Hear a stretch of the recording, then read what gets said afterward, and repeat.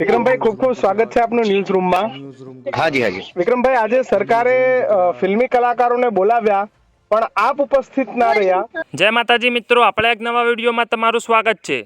મિત્રો, થોડા દિવસો પહેલા ગુજરાતના તમામ કલાકારો બોલાવવામાં આવ્યા હતા વિધાનસભામાં, પણ ઠાકોર સમાજ કે અન્ય સમાજના કલાકારોને બોલાવવામાં નહોતા આવ્યા. ત્યારે આપણા ગુજરાતના સુપરસ્ટાર એવા વિક્રમભાઈ ઠાકોર થયા હતા નારાજ. ત્યારે વિક્રમભાઈ ઠાકોરની ચર્ચા વિધાનસભામાં આવી હતી. ત્યારે વિધાનસભાએ નિર્ણય લીધો કે ગુજરાતના 300થી વધારે કલાકારોને બોલાવશે અને વિક્રમભાઈ ઠાકોરને પણ ખાસ આમંત્રણ આપ્યું હતું. તોય પણ વિક્રમભાઈ ઠાકોર નહોતા ગયા. અને વિક્રમભાઈ ઠાકોરનું વિધાનસભામાં ના જવાનું કારણ શું છે તે આગળ હું તમને વિડીયોમાં બતાવવાનો જ છું. પણ તે પહેલા તમે અમારી ચેનલમાં નવા છો તો અમારી ચેનલને સબસ્ક્રાઇબ કરી લેજો. વિક્રમભાઈ, ખૂબ ખૂબ સ્વાગત છે આપનું ન્યૂઝ રૂમમાં. હાજી હાજી. વિક્રમભાઈ, આજે સરકારે ફિલ્મી કલાકારોને બોલાવ્યા પણ આપ ઉપસ્થિત ના રહ્યા. પેલો પ્રશ્ન કે વિક્રમ ઠાકોર શું હજી પણ સરકારથી નારાજ છે? ના ના, સરકારથી પહેલા બી નારાજ નતો, અત્યારે બી નારાજ નથી. ખાલી મેં તો એક દુઃખ વ્યક્ત કર્યું હતું કે ભાઈ મારા ક્ષત્રિય સમાજના કલાકારો તથા બીજા અન્ય કલાકારોને સન્માન મળવું જોઈએ, અને જે સન્માન તમે અત્યારે કર્યું એ બદલ ખરેખર ગુજરાત સરકારનો ખૂબ ખૂબ આભાર. બીજું શું, સારું કર્યું. પણ તમે ઉપસ્થિત ના રહ્યા એટલે એક ચર્ચાઓ ચાલી કે વિક્રમ ઠાકોર નારાજ છે.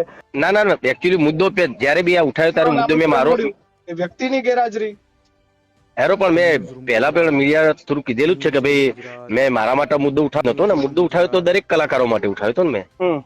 એક ક્ષત્રિય સમાજના કલાકારો હોય કે અન્ય સમાજના કલાકારો, દરેક કલાકારના સન્માન માટે મેં વિડીયો આપેલું મુદ્દો ઉઠાવ્યો હતો. અને એ મેં વાત સરકાર સામે મૂકીને સરકારે વાત સ્વીકારી લીધી ને દરેક કલાકારોને બોલાવી દીધા. બસ એટલું. આપણે જે મારા નાના કલાકારની વાત એમને સાંભળી એ મોટી, બહુ મોટી વસ્તુ કહેવાય. એમનો ખૂબ ખૂબ આભાર માનું છું ભાજપ સરકારનો.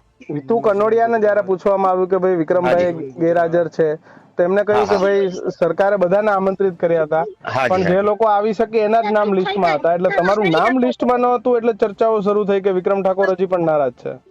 ના ના, નારાજગી એવું કે એ વખત બી નારાજ તો હતો જ નહીં હું. આપણે ખાલી દુઃખ જ વ્યક્ત કર્યું હતું ને, એ બી બીજા કલાકારો માટે. મેં મારા માટે કીધું જ નતું. એ વખત બી મેં કોઈ એવું નથી કે વ્યક્તિગત મારા માટે કે ભાઈ મને નહીં બોલાયો કે ભાઈ એવું. મેં તો પહેલા બી નતું કીધું, અત્યારે બી કહું છું કે હું જવું ના જવું કોઈ સવાલ જ નતો. મારા દરેક કલાકાર નો ત્યાં આવી રીતે સન્માન થાય એ મારે જોતું હતું, ને જે સરકાર શ્રી કર્યું એ બદલ એમનો ખૂબ ખૂબ આભાર. આપ ગેરહાજર રહ્યા એનું કોઈ કારણ? તમને આમંત્રણ માટે ફોન આવ્યો હતો સરકાર તરફથી? સરકાર તો હિતુભાઈ નો ફોન આવ્યો હતો, હિતુ કનોડિયા સાહેબ નો. 2 દિવસ પહેલા અમારા ફોન પર બી ચર્ચા થઈ હતી, પણ એટલે આમંત્રણ વાળી ચર્ચા નથી થઈ. ખાલી એમ જ કે ભાઈ આ થયું એટલે ખોટું થયું. પણ પછી એમણે રવિવારે મેસેજ મને મૂકેલો, હા, કે વિધાનસભામાં ફિલ્મોના દરેક કલાકારો જે બી કલાકારો એમનું સન્માન કરવાનું છે. હા, એવું એમને મને મેસેજ મૂકેલો. અને પછી મારો ફોન એકચ્યુઅલી 2 દિવસ બંધ હતો. કદાચ તમે બી ટ્રાય કર્યો હોય તો, કેમ કે જાણવા માટે તમે બી ટ્રાય કર્યો છે તો તમને ખબર હશે. 2 દિવસ મારો ફોન જ બંધ હતો. તો વિક્રમભાઈ એમ છતાં પણ ના ગયા એટલે હજી ક્યાંક કચવાટ કે નારાજગી નાની મોટી કે હવે કોઈ વાંધો નથી?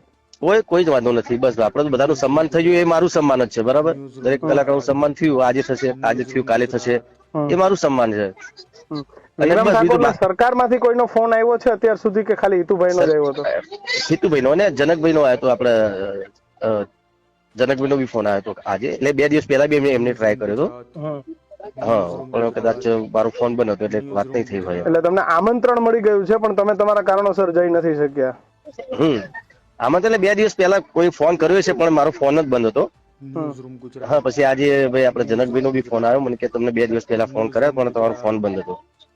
કઈ વાત નહીં, પણ મેં ફોન બંધ હતો ગમે તેના થ્રુ દ્વારા કહેવાડી દીધું તો વધારે સારું રહે એમ. તો મારે બી મારા જે લગ્નના ફંક્શન છે થોડુંક એ રીતનું કંઈક કરે એમ. એટલે તમારી સુધી પ્રોપર મેસેજ કન્વે નથી થયો એવું તમે કહેવા માંગો છો? હા, પ્રોપર મેસેજ મારા એટલે હિતુભાઈ સિવાય એટલે જે આવતીકાલનું જે છે જનકભાઈ નો ફોન આવ્યો હતો એમણે કર્યો હતો, પણ કદાચ મારો ફોન બંધ હતો. એટલે એમાં પરફેક્ટ વાત અમારે કઈ થઈ નથી રહી એમ.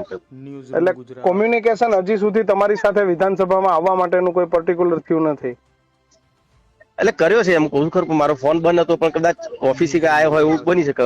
આવ્યો હોય કે ના મને ખબર નહીં. કોઈ રૂબરૂ મુલાકાત લીધી હોય તો વધારે ખબર પડે ને કે શું આયોજન છે એ લોકો એમ. એટલે ખાલી હું તો ગાંધીનગર ઓફિસ છે મારી, હું બી ગાંધીનગર રહું છું. કદાચ મારો ફોન બંધ